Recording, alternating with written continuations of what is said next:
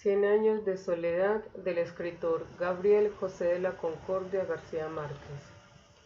Necesitamos una nueva y arrasadora utopía de la vida, donde nadie pueda decidir por otros hasta la forma de morir, donde de veras sea cierto el amor y sea posible la felicidad, y donde las estirpes condenadas a 100 años de soledad tengan por fin y para siempre una segunda oportunidad sobre la tierra. García, 1982, página 3.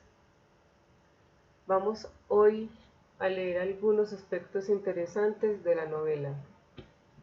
1. Un día cualquiera de 1960, el escritor Álvaro Mutis Jaramillo, nacido en Bogotá el 25 de agosto de 1923 en México y fallecido el 22 de septiembre de 2013, le entregó a su amigo Gabo un ejemplar de Pedro Páramo, la novela de Juan Rulfo, un escritor mexicano. Pedro Páramo es una novela que narra la historia de un pueblo llamado Comala en el que todos los habitantes están muertos y llega Pedro buscando a su padre. Cuando menos piensa, él está hablando sin darse cuenta con personas que ya han fallecido. De esta manera, Juan Rulfo combina realidad con fantasía. Entonces, volvamos al relato. Álvaro Mutis le entrega a Gabo esa obra y le dice de la siguiente manera: ahí tiene para que aprenda a escribir. Gabo, sorprendido, no podía soltar el ejemplar y empezó a leerlo, y no lo soltó hasta haberlo terminado. Y no lo leyó una ni dos, sino 5 veces en una noche. Hay libros que pueden cambiar el destino de un hombre, dijo Gabriel García Márquez sobre Pedro Páramo. Este libro, por su parte, cambió el destino de toda una literatura, porque para 1960 Gabriel García Márquez era un hombre común que intentaba convertirse en un escritor. Quería ser un escritor excepcional y que sus libros fueran reconocidos, cuando menos, en su propio país. Su única publicación hasta el momento había sido La hojarasca, que había salido a la luz en 1955 y que no le había dejado ninguna ganancia. Fue tanta su sorpresa y lo maravillado que quedó con la forma de escribir de Juan Rulfo que quiso imitarlo. Y alguna vez en una entrevista se lo dijo a Mario Vargas Llosa. Le dijo: Pedro Páramo es así como El llano en llamas, que me lo leí también al día siguiente. Quedé conmocionado por el descubrimiento de las novelas de Rulfo. Estas novelas de Rulfo me dieron por fin el camino que buscaba para continuar mis libros. A mí solo, él dice, y se lo expresa de esta manera, a mí solo me había sorprendido la metamorfosis de Kafka. Cuando leí la metamorfosis de Kafka, había convulsionado de un modo tan abismal al escrito que solo hasta ahora vuelvo a sentirlo con los libros de Juan Rulfo. De esta manera reconoce también que logra incursionar en el boom, en ese movimiento literario, por su maestro Faulkner. Y entonces dice: para mí, Macondo será como Comala para Juan Rulfo. Y entonces, cuando usted mira la obra, usted encuentra coincidencias entre Pedro Páramo de Rulfo y Cien años de soledad. Una coincidencia es la fractura de la cronología. Otra es que ninguna de las novelas empieza por el principio de la historia. Otra es la búsqueda de identidad de los personajes. Otra, la naturaleza psicológica de los personajes masculinos. Y ante todo, la creación de una realidad externa en función de la realidad mágica, que está en la psicología de cada uno de los personajes, de sus características, de sus caracteres. Gabriel García Márquez tardó 18 meses en escribir Cien años de soledad. El martes 30 de mayo de 1967 salió a la venta en Buenos Aires la primera edición de la novela. 3 décadas después, se había traducido a 37 idiomas y se habían vendido 25 millones de ejemplares en todo el mundo. Fue un verdadero bombazo que hizo explosión desde el primer día.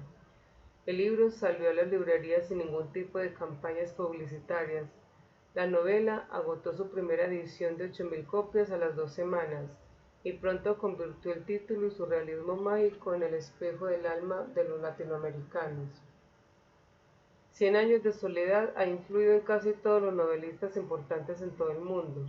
La novela hace una crónica de la familia Buendía en el pueblo de Macondo, que fue fundado por José Arcadio Buendía. Puede ser considerada una obra de realismo mágico. En México, donde se fijó su residencia a principios de los años 60 y en donde escribió Cien años de soledad, en el número 19 de la calle La Palma de la colonia San Ángel. Con esta frase estamos diciendo que Gabo escribe su obra en México, a principios de los años 60, en la calle La Palma de la colonia San Ángel, número 19. El éxito había llegado por fin y el escritor tenía 40 años cuando el mundo aprendió su nombre. Otros datos curiosos. Gabo dice o decía que su libro era un vallenato de 450 páginas, que lo habían inspirado los juglares de música vallenata, que su título iba a ser La Casa, que él cuando tenía 17 años había querido o quiso escribir una novela y titularla La Casa, pero la edad no le permitió ser creativo y tener habilidad para la redacción. Eso se lo contó a su amigo y escritor Plinio Apuleyo Mendoza. Para poder enviar la novela al concurso, a un concurso tuvieron que vender el carro, el televisor, la nevera, la radio y las joyas. Quedaron absolutamente pobres. Y una pareja de esposos los ayudó, les daban comida, les prestaban dinero, les cuidaban los hijos. Esa pareja de esposos son María Luisa Lío y Yomi García Scott. Precisamente a esta pareja de esposos es a los que Gabriel García Márquez les dedica el libro por haberlo auxiliado en un momento muy importante de su vida, en donde él dejó el trabajo y tuvo que vender todas estas cosas para poder escribirlo y mandarlo al concurso. Otra curiosidad es que se publicaron varios capítulos del libro en revistas. Otra curiosidad es que la primera traducción de la novela al ruso fue censurada por la Unión Soviética. Consideraron que tenía escenas muy obscenas, o sea que la novela en realidad era obscena, y esto sucedió en 1971. Otra curiosidad es que su hijo Rodrigo cuenta que en 1973 salió en un anuncio de televisión de México y que la novela la vendían por 5 pesos con 75 centavos. La novela también incorpora personajes de otros libros. Bravo le quiso dar como visibilidad a otros escritores. Menciona por ejemplo a Lorenzo Gavilán, del libro titulado La muerte de Artemio Cruz. El autor es Carlos Fuentes. También menciona a Víctor Unges de El siglo de las luces. El autor es Alejo Carpentier. También menciona un personaje que está ubicado en París de la novela Rayuela del autor Julio Cortázar.